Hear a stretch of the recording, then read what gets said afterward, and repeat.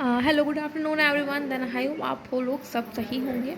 तो बात करते हैं सीधे टॉपिक पे। जैसे कि हम सभी लोग जानते हैं कि हम लोग सेकंड सेमेस्टर का सेकंड पेपर मतलब करिकुलम डेवलपमेंट कर रहे हैं। तो करिकुलम डेवलपमेंट में हम लोगों ने 1.3 तक कंप्लीट कर लिया है। आज अपना नया वीडियो है तो नए टॉपिक के साथ बात करते हैं। तो आज हमारा टॉपिक है 1.4 में क्या मांगा है, पाठ्यक्रम विकास के विभिन्न उपागम, अप्रोचेज ऑफ डेवलपमेंट करिकुलम। तो पाठ्यक्रम के विभिन्न उपागम जो हैं वो कुछ 3 प्रकार से यहाँ पे शो कर रखे हैं। 3 प्रकार को पहले जानते हैं, उसके बारे में फिर आगे पढ़ेंगे। फर्स्ट है हमारा बाल केंद्रित उपागम, उसके बाद है हमारा क्रियाकलाप केंद्रित उपागम, उसके बाद है हमारा हॉलिस्टिक उपागम।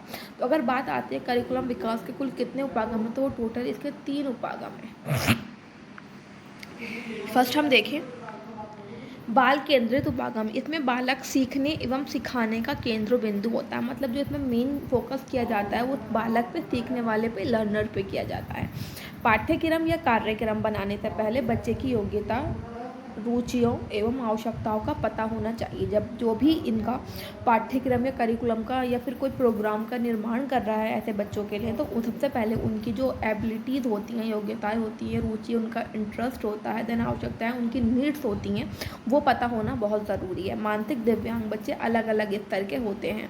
अलग अलग स्तर के होने के कारण प्रत्येक बच्चों का व्यक्तिगत शैक्षणिक कार्यक्रम आधार होता है। ये मानसिक दिव्यांग बच्चों के लिए ज़रूरी है। जैसा कि हम सभी जानते हैं कि दिव्यांग बच्चे होते हैं, उनका जो अपना स्टेटस लेवल होता है वो सबका पर्टिकुलर अलग होता है।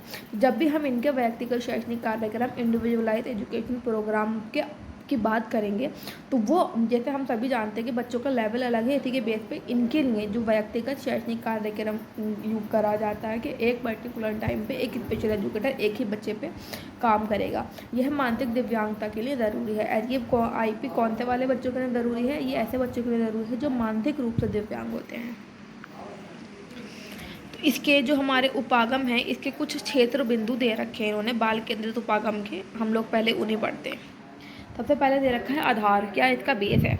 तो मुख्य विशेषताएं, हर बच्चा एक दूसरे से अलग होता है। जैसे हम सभी जानते हैं हर एक बच्चा क्या है, एक दूसरे से डिफरेंट है, अलग है। उसकी रुचियां, अभिवृत्ति, योग्यता के अनुसार ही दिखाना चाहिए। इस प्रकार के पाठ्यक्रम में किसी के क्रिया से ज़्यादा सीखने वाला महत्व रखता है। क्या है इस एक्टिविटी में जो हमारा ये बाल केंद्रित उपागम है, इसमें बच्चा केंद्र बिंदु होता है। इसमें एक्टिविटी पर इतना फोकस नहीं किया जाता। जो भी आप पाठ्यक्रम बच्चे का निर्माण कर रहे हो वो बच्चे की एबिलिटी के अनुरूप ही उसका निर्माण होना चाहिए। उद्देश्य इसका क्या पर्पस है? इसका उद्देश्य बालक के कौशल, कमियों को पूरा करना है। ऐसी कमी जो बच्चे के अंदर जो स्किल्स नहीं है, उन स्किल्स को डेवलप करना है। उसके बाद बात करें हम विषय वस्तु, उन सभी अधिगम अनुभवों को जो कि उसकी योग्यताओं एवं आवश्यकता के अनुसार ही लिया जाता है। इसकी क्या विषय वस्तु है? जो अनुभव, उनके एक्सपीरियंस हैं, जो उनकी लर्निंग एक्सपीरियंस हैं, वो उसकी क्या बने, योग्यता एवं आवश्यकता के अनुसार ही डेवलप बच्चे के अंदर। विधि, सीखने व सिखाने के ऐसे तकनीकों को शिक्षक जाने जो बच्चे की योग्यता, अभिवृत्ति व रुचि का हो। जो भी स्पेशल एजुकेटर या शिक्षक बच्चों के साथ काम कर रहा है, उसे ऐसी टेक्निक्स आनी चाहिए जो बच्चे की योग्यता, जो उसकी एबिलिटी और उसकी क्या है, इंटरेस्ट की बेसिस पर हो।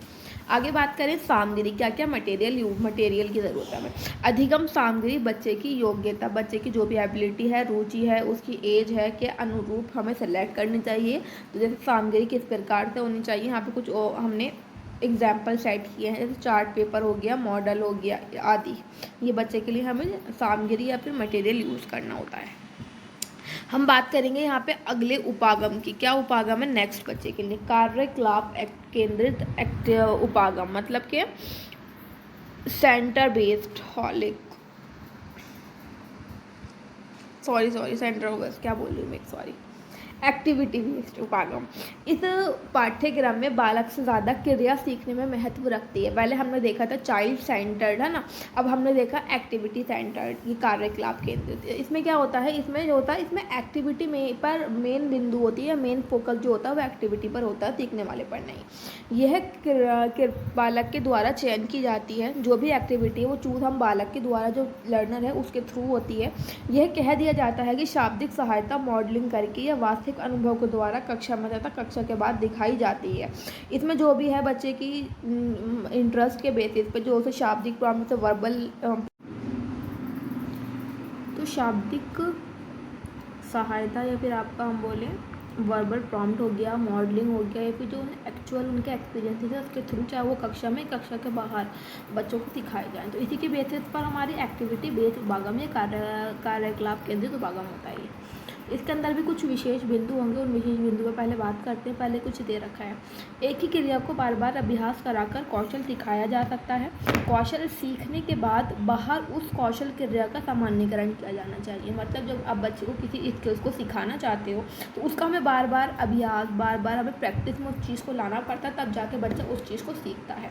और जब चीज़ हमने इन्वायरमेंट में बच्चे को कोई स्किल सिखाया है तो इस इन्वायरमेंट से बाहर जाके हमें वो चीज़ को चेक करना, ये हमारा सामान्यीकरण कहलाता है। दूसरे इन्वायरमेंट में जाके अपने उसी कौशल को चेक करना कि बच्चा सिर्फ उसी इन्वायरमेंट में चीज़ों को कर पाता है या फिर अन्य मतलब अन्य वातावरण में बाहर जाकर भी उस एक्टिविटी को कंडक्ट कर सकता है। आधार पढ़ें, इसमें क्रिया तथा कौशल ज़्यादा महत्व रखता है। इसमें एक्टिविटी और स्किल्स बहुत क्या होता है, बहुत इंपॉर्टेंट होता है। बार बार अभ्यास पुनर्बलन देकर उस कौशल को बनाए रखा जा सकता है।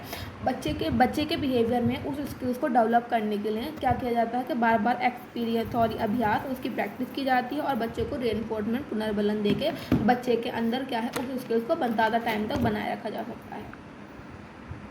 नेक्स्ट बात करें, क्या लिखा हुआ है, उद्देश्य सभी क्रियाएं कौशल को दिखाना जिससे कार्य स्तर में उन्नति हो सके। हाँ, क्रिया होगी, क्रिया कौशल, ठीक है। ऐसे स्किल्स को हमें बच्चों को दिखाना चाहिए जो बच्चे के लेवल को इंक्रीज कर सके, उसका उद्देश्य होता है। विषय वस्तु क्या होती है, कार्य कौशल के अनुसार ही अधिगम अनुभव दिए जाते हैं। जो कार्य कौशल जो हम लोग टास्क स्किल्स देख रहे हैं उसके बेसिस पे जो बच्चे के अनुभव होते हैं, अधिगम के अनुभव होते हैं,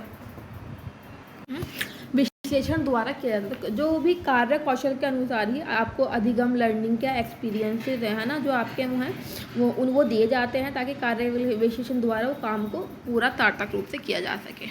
उसके बाद बात करें तकनीक, क्या स्ट्रैटेजी है। सिखाने की सभी तकनीक उदाहरण, कार्य विश्लेषण, पुनर्बलन, शेपिंग, मॉडलिंग सहायता का इस्तेमाल करना चाहिए। जो भी हम टेक्निक्स यूज़ करते हैं है ना, वो चाहे हमारा जो भी हम देखते हैं टास्क एनालिसिस, कार्य विश्लेषण, पुनर्बलन, हमारा रेनफोर्समेंट, शेपिंग, मॉडलिंग सहायता का इस्तेमाल करना चाहिए। सामग्री हमारा black board, flash card, model आदि हम लोग यूज़ कर सकते हैं एक्टिविटी को कराने में। हॉलिस्टिक केंद्रित उपागम, यह हमारा थर्ड अप्रोच है। बालक वातावरण में रहता है, उसे अपने वातावरण की मांगों को पूरा करना होता है जिसके कारण बालक समाज के प्रति उत्तरदायी हो सकते हैं। जैसे हम सभी जानते हैं हम लोग समाज में रहते हैं तो वातावरण हमारी चीज़ों को बहुत ज़्यादा इफ़ेक्ट करता है। तो जो बालक की आवश्यकताएं हैं, योग्यताएं हैं या उसकी सामाजिक, आर्थिक, व्यवसायिक ज़रूरतें हैं वो सीखने का केंद्र बिंदु होती हैं। कि हमें बालक को क्या है अलोन एक अलग वातावरण में भी बालक रह सके, चीज़ों के साथ एडजस्टमेंट कर सके। हमें बच्चों को इस तरह का भी करिकुलम बच्चे के बेसिस में होना चाहिए। उसे समाज समाकलन करना ज़रूरी है, इसलिए इस पाठ्यक्रम को जीवन केंद्रित पाठ्यक्रम या विस्तृत पाठ्यक्रम भी कहा जाता है। इसलिए इसे जीवन केंद्रित मतलब हॉलिस्टिक को क्या बोल सकते हैं हम, लाइफ सेंटर्ड पाठ्यक्रम भी बोल सकते हैं। कि बच्चे को ये जीने का नज़रिया सिखाता है किस तरह से इन्वायरमेंट से हमें डील करना है। आगे बात करें इनके केंद्र बिंदुओं पर। आधार, बालक वातावरण में जीवन यापन कर सके। क्या है, बालक जीवन में यापन सब करे, ऐसा प्रशिक्षण देना चाहिए बच्चों को, ऐसी ट्रेनिंग देनी चाहिए कि बच्चा इन्वायरमेंट से डील कर सके, वो आत्मनिर्भर इंडिपेंडेंट होकर वातावरण में सुचारू रूप से अपना जीवन व्यतीत कर सके। नेक्स्ट है उद्देश्य, क्या आपका पर्पस है, बालक में आत्मविश्वास एवं कुशलताओं का विकास करना इसका उद्देश्य। इसका मेन पर्पस क्या है कि बालक में सेल्फ मतलब आत्मविश्वास मतलब सेल्फ कॉन्फिडेंस एंड हमारे स्किल्स का डेवलपमेंट करना क्या है इसका मेन पर्पस है। क्या विधि होंगी, सीखने की विभिन्न विधियों का उपयोग कर सकते हैं। उदाहरण, ब्राह्मण कार्यक्रम, प्रोजेक्ट, प्रदर्शनी इत्यादि द्वारा बच्चों को बाहर की दुनिया के बारे में जानने का मौका मिले और उसका आत्मविश्वास बढ़े। जैसे हम विभिन्न बाहर वातावरण में हम एक्टिविटी कर सकते हैं, जैसे हम लोग का अवेयरनेस प्रोग्राम वगैरह कंडक्ट करते हैं।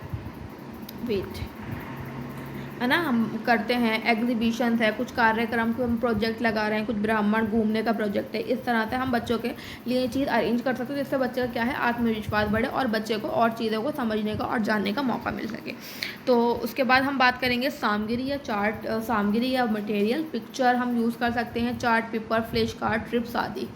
तो आज हमने अपना टॉपिक कवर किया, पाठ्यक्रम विकास के विभिन्न उपागम। देन आई होप आपको चीज़ें समझ में आई होंगी। Then thank you for watching my video.